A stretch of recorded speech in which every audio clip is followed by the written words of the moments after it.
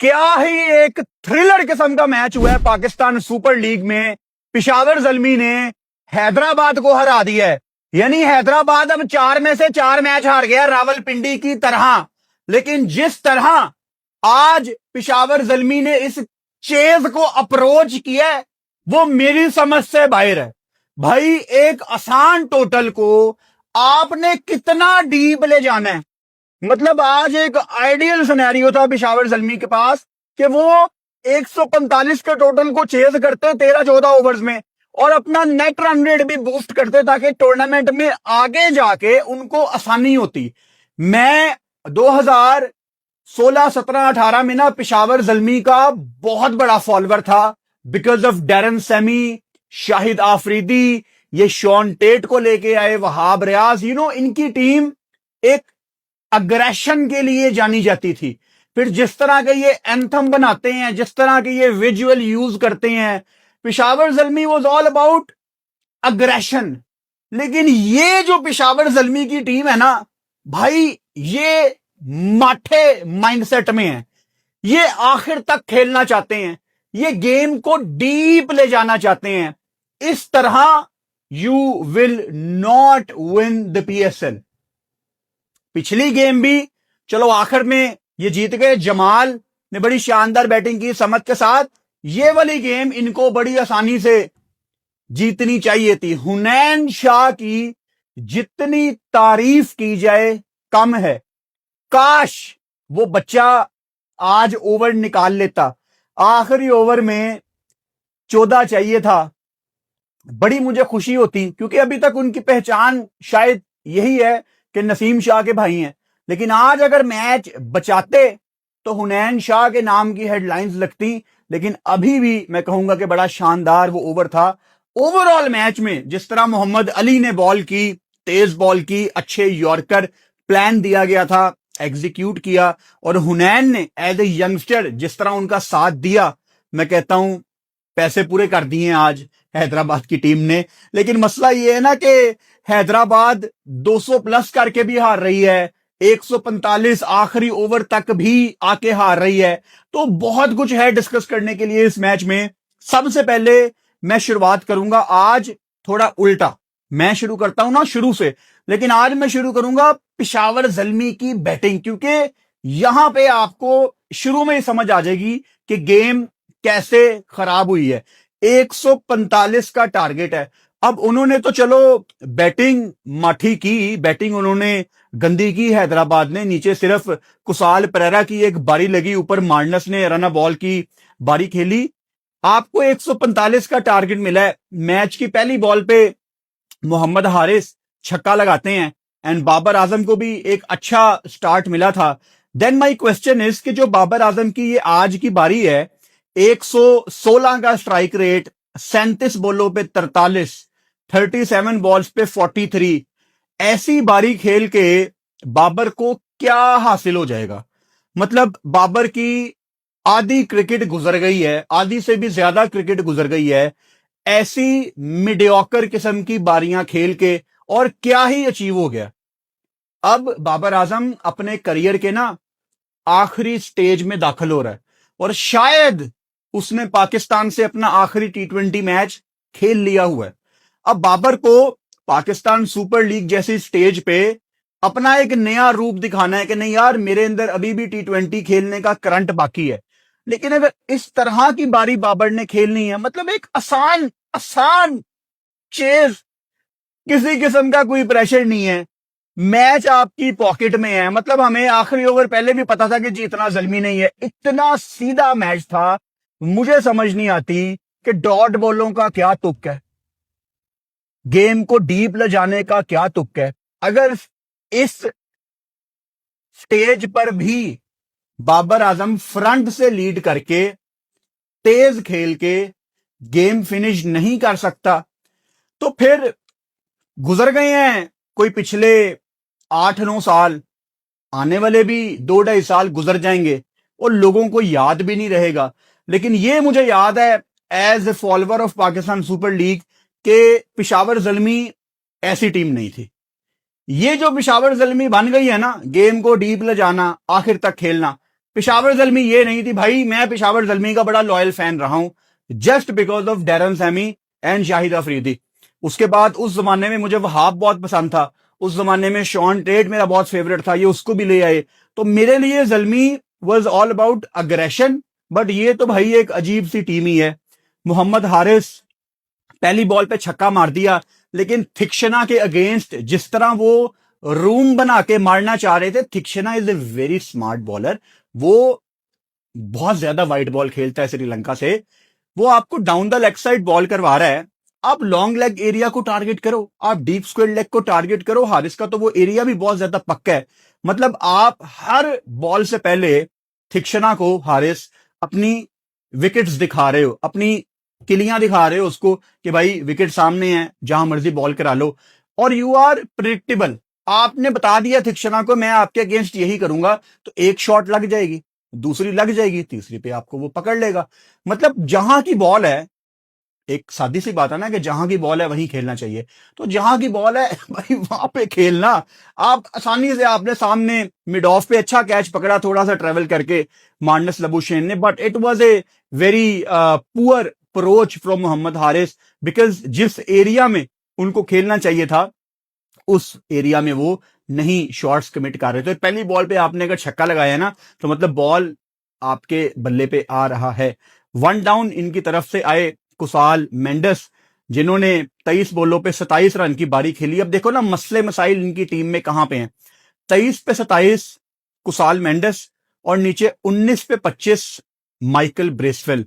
जब ब्रेसवेल और बाबर खेल रहे थे तब भी तकरीबन दोनों एक ही तरह खेल रहे थे, मतलब दोनों गेम को डीप ले जा रहे थे। बीच में माइकल ब्रेसवेल थोड़ी सी कोशिश करता था मारने की, इसीलिए उसका स्ट्राइक रेट भी बाबर से बेहतर है, 131, जो कि बहुत ज्यादा अच्छा नहीं है, लेकिन बाबर से थोड़ा सा बेहतर है। लेकिन आप दोनों एक तरीके से नहीं खेल सकते। फरहान यूसुफ आता है, किया उसने 12 पे 15, लेकिन बॉल 1 से उसको जल्दी थी मैच खत्म करने की, और यही चीज पेशावर ज़ल्मी को अपनी पूरी टीम में डालनी है कि गेम खत्म करनी है। बॉयज थोड़ा नेट रन रेट के बारे में भी सोचो। और आप लोग ना एज पाकिस्तान क्रिकेट फैन, आपका माइंडसेट है कि मैच जीतो, नेट रन रेट की हमें कोई फिक्र नहीं है। अब कोई माने या ना माने, हम लाइव बैठे हुए थे, मैंने आप लोगों से एक क्वेश्चन पूछा कि ज़ल्मी को सिर्फ मैच जीतने की तरफ जाना चाहिए या नेट रन रेट को उठाना चाहिए। 90% लोगों ने लिखा सिर्फ मैच जीतने की तरफ जाना चाहिए। ये आपका कसूर नहीं है एज पाकिस्तान क्रिकेट फैंस, आप लोगों को पिछले चंद सालों में दिखाया ही ये गया। पाकिस्तान टीम को क्या नेट रन रेट के ऊपर आईसीसी टूर्नामेंट में मारनी पड़ती? आप ये अपना T20 वर्ल्ड कप देख लें, वो श्रीलंका को आपने क्या 148 पे रिस्ट्रिक्ट करना था। आप वो नेदरलैंड साउथ अफ्रीका वाला सिनेरियो आपको याद होगा 22 में, 2019 में आप देख लें, 2019 में आप जो वेस्ट इंडीज से पहला मैच हारे, उसके बाद आपकी टीम की कमर ही टूट गई। आप तकरीबन हर टूर्नामेंट में, आप 2023 का ओडीआई वर्ल्ड कप देख लो, हर टूर्नामेंट में आप नेट रन रेट से मार खाते हो। कोई नेट रन रेट को बूस्ट करने का इंजेक्शन पाकिस्तान टीम को लगाए और इन प्लेयर्स को रियलाइज करवाए कि नेट रन रेट क्रिकेट में बहुत इंपॉर्टेंट चीज है। मैं आपको एग्जांपल देता हूं, 2023 के वर्ल्ड कप में पाकिस्तान का पहला मैच था नीदरलैंड्स के अगेंस्ट, और तब मैं फेसबुक पे वीडियो करता था। मैंने उस मैच से पहले वीडियो में एक बात कही कि पाकिस्तान का जो सबसे आसान मैच है वो नीदरलैंड के अगेंस्ट है। तो पाकिस्तान को इस अप्रोच के साथ जाना चाहिए कि हमने नीदरलैंड्स को 350 मारना है या 400 मारना है, ये आपका इंटेंट होना चाहिए, because that was your only chance उस सिनेरियो के मुताबिक। बाद में आसान मैच मिल जाए तो उसका हमें पता नहीं है। तो नीदरलैंड के अगेंस्ट आपका एक वाहिद चांस था कि आप अपना नेट रन रेट उठा सकते थे, लेकिन वहां भी आपने एक नॉर्मल कैजुअल मैच खेला। तो पता नहीं नेट रन रेट को आप लोग क्यों नहीं इंपॉर्टेंस देते, ना पाकिस्तान टीम वाले ना पाकिस्तान फैंस। नीचे अब्दुल समद, जिन्होंने पिछला मैच जो ज़ल्मी को जितवाया, इनका बड़ा उसमें बड़ा रोल था। और नीचे फिर आमिर जमाल ने उस दिन नीचे बड़ी जबरदस्त कैमियो खेला था, वो नोट आउट थे आज इफ्ती के साथ। इफ्ती ने भाई जो छक्का लगा दिया है ना आज सामने स्ट्रेट, अभी कौन है man of the match? I think Ifti को ही होना चाहिए। हाँ, अपडेट हो गया, player of the match is Iftikhar Ahmed. 4 विकेटें ली, 2 कैच पकड़े, और मेरा ख्याल है इफ्ती ने नीचे आके जो 15 रन किए हैं ना, ये इफ्ती ना भी करते, अगर उनकी बारी ना भी आती तो मैच आराम से, इस मैच का man of the match Ifti ही था। बिकॉज विद द बॉल आज जो इफ्तिखार अहमद ने कर दिया है भाई साहब, मतलब अब आप सुने कि उसने कोई नॉर्मल विकेटें नहीं ली, सारी बड़ी मछलियां। मास सदाकत को आउट किया, साइम अयूब को आउट किया, उस्मान खान को 2 बैक टू बैक विकेटें ली, साइम अयूब और उस्मान खान को 2 बॉलों पे आउट किया लगातार, और फिर शर्जील खान को आउट किया। आज इफ्तिखार अहमद के साथ आपको नजर आया होगा कि सुफियान मुकीम ने भी 4 आउट किए हैं। सुफियान मुकीम की जो 4 विकेटें हैं ना, उसका क्रेडिट मैं सुफियान को तो ऑब्वियसली दूंगा क्योंकि उसने ली है, लेकिन उससे ज्यादा क्रेडिट मैं यहां पे कप्तान बाबर आजम को भी दूंगा, क्योंकि जिस तरह शुरुआत की ना सुफियान मुकीम ने, महंगे जा रहे थे, हमें लग रहा था कि आज ना बड़ा ऑफ कलर है सुफियान मुकीम, और बाबर तब तब सुफियान मुकीम को लाया बॉल करने जब जब मुझे लग रहा था कि यहां पे सुफियान का ओवर नहीं बनता, और बाबर ने उससे अच्छी बॉलिंग करवाई और बाबर ने उसको विकेटें दिलवाई, और रिस्पॉन्स बड़ा अच्छा दिया सुफियान मुकीम ने। बड़ा कम है पाकिस्तान में कि अगर आपको शुरू में मार पड़े आप अच्छा कम बैक नहीं करते। आप फास्ट बॉलर्स की एग्जांपल देख लो, आप स्पिनर्स में अबरार को देख लो, अबरार को एक दफा कोई चार्ज करे, अबरार कहां कम बैक करता है, अबरार बस इधर उधर ही देख रहा होता है। तो सुफियान 4 ओवर में 32 रन, 4 विकेटें, लबुशेन को आउट किया, इरफान खान, नियाजी, परेरा, बड़ी विकेटें, चलो चौथी थिक्शना की है, तो कमर तो इनकी स्पिनर्स ने ही तोड़ दी थी। तो हैदराबाद भी भाई साहब थोड़ी सी बात कर लेते हैं फिर आगे चलेंगे। मास सदाकत पिछले मैच में मुल्तान के अगेंस्ट बड़ी शानदार बारी लगाई थी और हाई रिस्क क्रिकेट खेलते हैं, तो मैं बिल्कुल भी मास सदाकत पे करियर के इस स्टेज पे इनको बिल्कुल भी क्रिटिसाइज नहीं करूंगा, बिकॉज हमें ये चीज चाहिए, हमें फेयरलेस बैटर्स चाहिए। अभी माज को मेरा यही मैसेज है, जस्ट प्ले योर गेम भाई। कौन आपके बारे में क्या कह रहा है, डू नॉट केयर, अपने दिल की सुनो, जैसा आपको लगता है वैसा खेलो। अभी आपके करियर की बहुत अर्ली स्टेज है, लेकिन हाँ, जब एक हमारे पास एक सैंपल साइज बन जाएगा, आपके अल्लाह ना करे लगातार फेलियर्स आएंगे, तो फिर बात की जाएगी, जैसे अभी हम साइम अयूब के ऊपर करेंगे।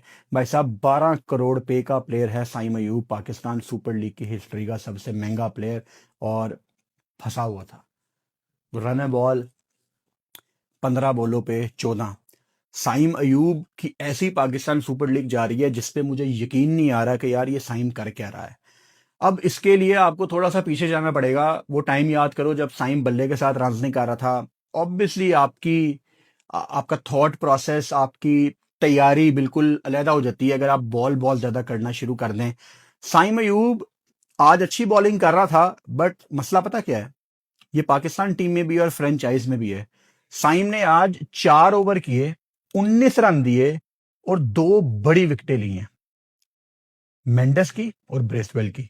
बट हु केयर्स, हमें चाहिए साइम अयूब से रन्स। अगर साइम ऊपर आके बल्ले के साथ रन्स नहीं कर रहा, तो बॉलिंग के साथ साइम क्या कर रहा है, आई डोंट थिंक सो किसी को उससे फर्क पड़ेगा। और हैदराबाद का ऑब्वियसली अभी टूर्नामेंट से कोई बाइट नहीं निकला, ना हैदराबाद निकली है और ना अभी रावलपिंडी निकली है, लेकिन चीजें तेजी से उसी तरफ जा रही है ना। एक जो मोटिवेशन इनके लिए है रावलपिंडी और हैदराबाद के लिए, वो यही है कि आपको मुल्तान सुल्तान्स का याद होगा, वो शुरू में गेम्स हार गए थे, बाद में जाके अबू धाबी में उन्होंने ट्रॉफी उठा ली थी। इस्लामाबाद यूनाइटेड शुरू में सारे गेम जीता था, आखिर में उनका प्ले ऑफ में जाना मुश्किल हो गया था। तो आपके पास एग्जाम्पल्स तो हैं, और हैदराबाद की टीम का मसला ये है ना कि यू नो क्लिक नहीं कर पा रहे। क्रिकेटर्स बुरे नहीं है इनकी टीम में, अच्छे क्रिकेटर्स हैं, कोई बहुत अननोन प्लेयर्स नहीं है, लेकिन क्लिक नहीं कर पा रहे। बेचारे 200 करते हैं, हार जाते हैं, बेचारे आखिरी ओवर तक ले जाते हैं, हार जाते हैं। रावलपिंडी में भी अच्छे क्रिकेटर्स मौजूद हैं, लेकिन वो भी नहीं कर पा रहे। तो 4 ये हार गए, 4 रावलपिंडी हार गए, दोनों भाई दोनों टेबल पे नीचे बैठे हुए हैं। खैर, मैच पे वापस आते हैं। तो साइम अयूब की अगर इसी तरह पीएसएल गुजर गई, I think Pakistan will drop Saim Ayub from the ODI format for Australia series. अब ये बहुत ही डिबेटेबल है। देखो, साइम अयूब की T20 में परफॉर्मेंस बहुत ज्यादा गंदी है, लेकिन साइम वनडे से बाइट नहीं होता। लेकिन एक चीज होती है जिसको कहते हैं current form, Saim is struggling. और अगर माज का टूर्नामेंट बड़ा अच्छा चला जाता है, ये तो साइम अयूब को चुक के बाहर कर देंगे वनडे से। और साइम फिर क्या कहेगा, यही कहेगा ना कि यार वनडे से मैं बाहर नहीं बनता था। ठीक है, वो भी एक स्कूल ऑफ थॉट है। मैं भी यही कह रहा था कि साइम को आपको बांग्लादेश भेजना चाहिए था। मैं आज भी अपनी बात पे कायम हूं। लेकिन एक चीज होती है करंट फॉर्म। भाई लगातार 8-9 मैच आपके खराब चले जाना कौन बर्दाश्त करेगा। पीछे इतना टैलेंट लाइन में लगा है। साइम इस तरह का प्लेयर नहीं है कि आप उसको टोटल जाया कर दें। तो साइम अपना दुश्मन आप ना बन भाई, अपना दुश्मन आप ना बन। Usman Khan bad luck, PSL अच्छी खेलते हैं कि आज पहली बॉल पे आउट हो गई। इफ्ती पार गए थे ना, इफ्ती तो भाई साहब आज पकड़ा नहीं जा रहा था। ऐसा उसने स्पेल कराया कि हैरान और परेशान हो गया हूं मैं। अच्छा, मैं इस स्ट्रेटजी से थोड़ा सा एग्री नहीं करता जिस तरह से आज पेशावर जल्मी ने शुरुआत की। सो कराची एक ऐसा मैदान है जहां पे आप टॉस जीत के बॉलिंग करते हो। और Karachi is very famous for chase. Karachi में बड़े आराम से चेज होता है। उसकी दो वजूहात हैं। एक, विकेट बड़ा जबरदस्त है कराची का, अंडर द लाइट्स बॉल बड़ा अच्छा बल्ले पे आता है।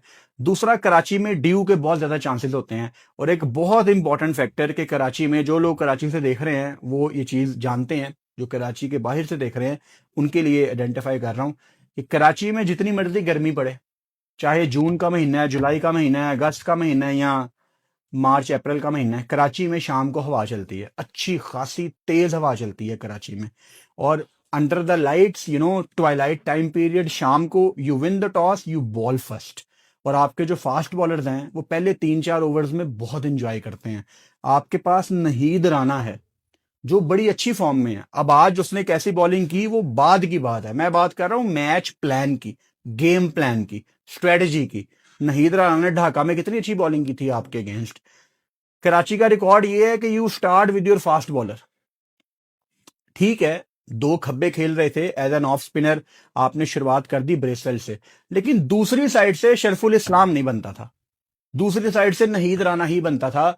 आप इंपैक्ट देखते। और अब कराची में मैच है ना, मैं आपको लिख के दे रहा हूं, नए बॉल के साथ जब कराची में मैच होगा, आप पहले 3-4 ओवर्स में हलचल देखोगे। आप देखोगे कि यहां पे सीम मूवमेंट कितनी जबरदस्त होती है। जल्मी ने उसको यूटिलाइज नहीं किया। ये तो इनकी किस्मत अच्छी थी कि आज इफ्तिखार अहमद का दिन था। अगर आज इफ्ती का दिन ना होता तो कोई अच्छी स्ट्रेटजी नहीं थी पेशावर जल्मी की।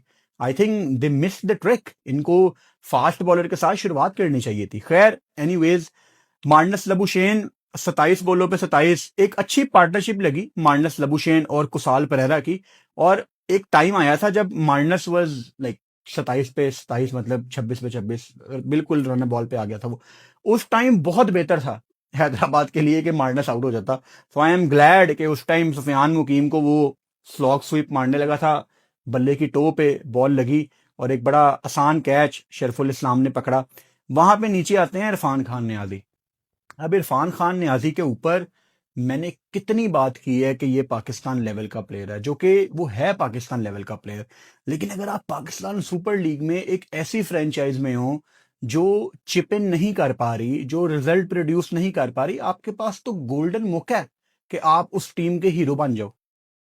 लेकिन आप देखो ना कि इरफान का मुकाबला किसके साथ है? समद के साथ। नीचे आमिर जमाल भी आके हिट्टे लगाता है, लेकिन Aamir Jamal is the kind of bowling allrounder. Samad उसकी कैटेगरी में फॉल करता है। तो समद ने तो जल्मी को पिछला मैच जितवा दिया था।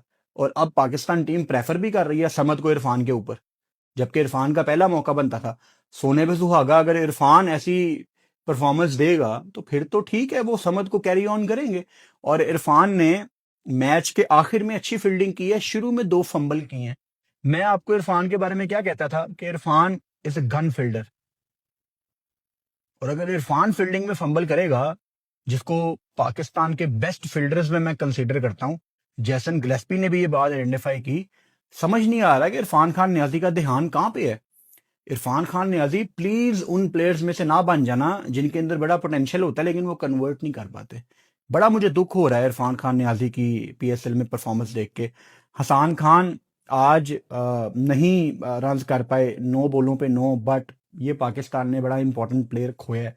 बड़ा जबरदस्त बॉलर है। और अब जितनी अच्छी ये बैटिंग करना शुरू हो गए हैं ना भाई, और जिस तरह की फिजिक है, हम देख रहे थे आज भी, शर्ट पहनी हुई भी अच्छी लगती है उसको, प्रॉपर उसके मसल बने हुए हैं।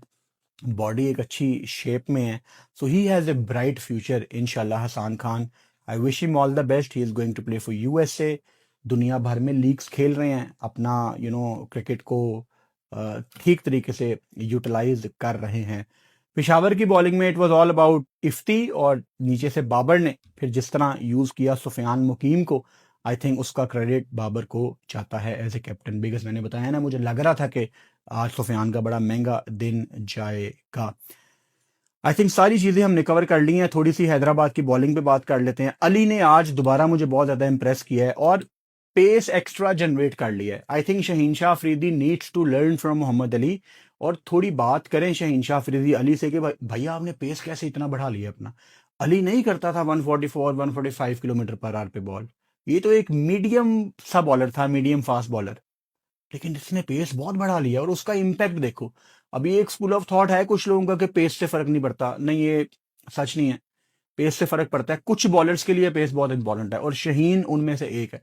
अब मैं शहीन का स्पेसिफिकली क्यों नाम ले रहा हूं, क्योंकि फिलहाल वो आपका वनडे का कप्तान है और उसके बगैर आपकी टीम नहीं बनती। आप कल कोई आईसीसी का टूर्नामेंट खेलने चले जाएं, शहीन शाह अफरीदी पहला ओवर कर रहा होगा, इसलिए उसका नाम ले रहा हूं।